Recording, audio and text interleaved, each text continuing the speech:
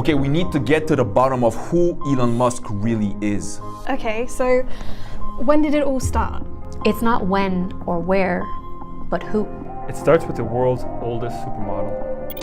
Her name is May, like the month, but with an E at the end. Thanks for spelling my name, Elon.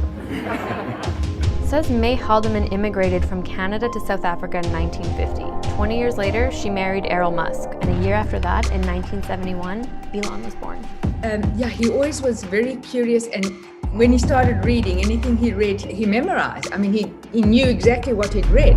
I thought I was insane Why'd you think you were insane? because it was clear that other people did not. Their mind wasn't exploding with ideas. They wouldn't understand I you? hope they wouldn't find out because they might like put me away or something. You thought that? For a second, yes. He hated going to school because the other kids liked to follow him home and they would throw soda cans at his head. Wasn't his parents' marriage tumultuous? Yeah, Errol was allegedly abusive. Allegedly. Did you suffer that kind of abuse? Yes. You know, there was a saying in South Africa, when you get divorced, you stop falling in the shower. Because every time you have a scene with bruises, you said you fell in the shower. Elon never talks about his father. Why is that?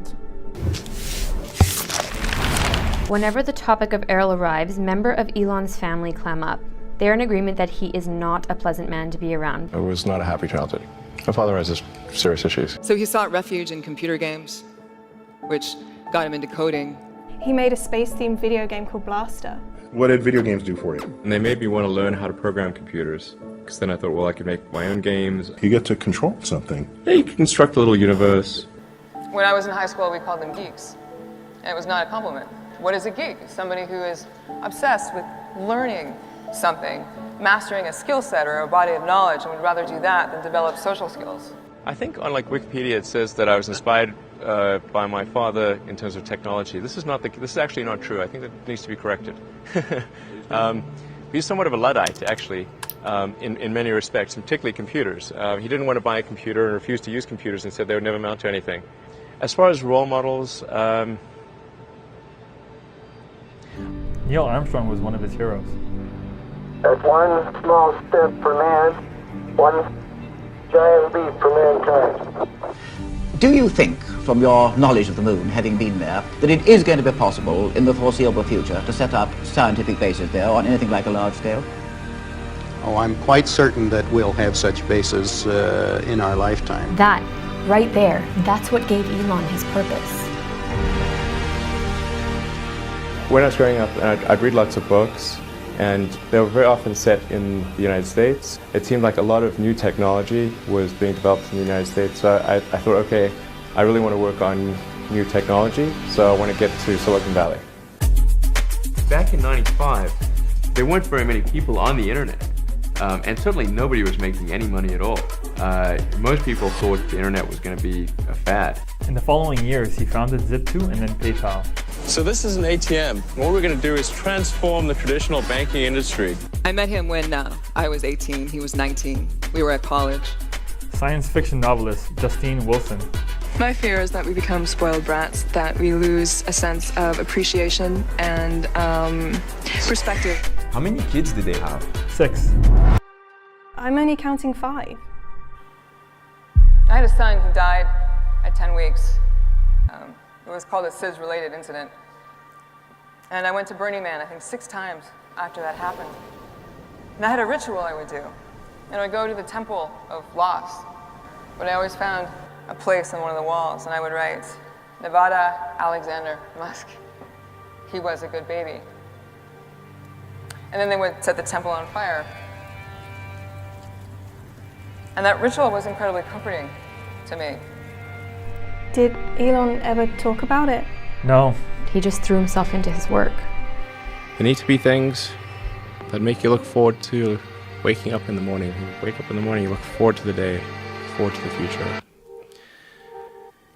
In a future where we are a spacefaring civilization and out there among the stars, I think that's very exciting. We create a parallel world to escape the world that rejects us, or the world that we find too painful to live in. But some people are so good at doing this and master such an amazing skill set that they take their world and they infuse it into our world and they change the world. And these are the people we call visionaries. 2008, the rocket company is not going well. You've had 3 failures. Great. The car company is hemorrhaging money. Yeah. Each month that passes is literally costs us tens of millions of dollars. I mean, we need to appreciate that. And the American economy has tanked in the worst recession since the Great Depression. Right. This is serious. This is a major threat to our economy. Move it there! What was that year like for you? And I'm getting divorced, by the way. add to that. And then came the betrayal. Who betrayed him? SpaceX's lack of experience bothers some NASA legends, like Apollo astronauts Neil Armstrong and Gene Cernan. But having cut my teeth in rockets more than 50 years ago, I am not confident. Now is the time to overrule this administration's pledge to mediocrity. You know, there are American heroes who don't like this idea. Neil Armstrong, Gene Cernan, and I wonder what you think of that. I was very sad to see that because those guys are, those guys are heroes of mine, so it's really tough. They inspired you to do this, didn't they? Yes. And to see them casting stones in your direction. It's difficult. Did you expect them to cheer you on? So they're hoping they would. What are you trying to prove to them? I think he understood at that moment that he would never fit in. But I think people can choose to be not ordinary. You know, they can choose to not necessarily conform to the conventions that were taught to them by their parents. So yes, I think it's possible for ordinary people to choose to be extraordinary. But the edge can be a very interesting place to be. I mean, it can be lonely and painful and sometimes dangerous, and I don't mean to underplay any of that. But it's also the place where something is in the process of turning into something else. Revolution enters at the edges. Well, we've spent part, if not most, if not all of our lives trying to amputate those parts of ourselves that did not fit. You know, we've tried to be pleasing and we've tried to do what's expected, and we suck at it. And we eventually reach a point where we realize that we are so depressed or stuck or numbed out that the only way to save ourselves is to figure out how to be ourselves on purpose. Before we call these people visionaries, this is bad. Before they have that kind of success, we have other words for them. We call them, geek or outsider, socially awkward, weird, a little different, odd one out. When critics say you can't do this, your answer to them is, we've done it.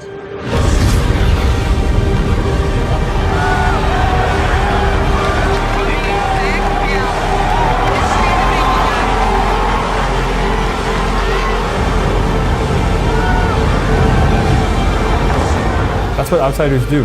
They don't change the world from within by fitting in or conforming. They change the world by creating a new one.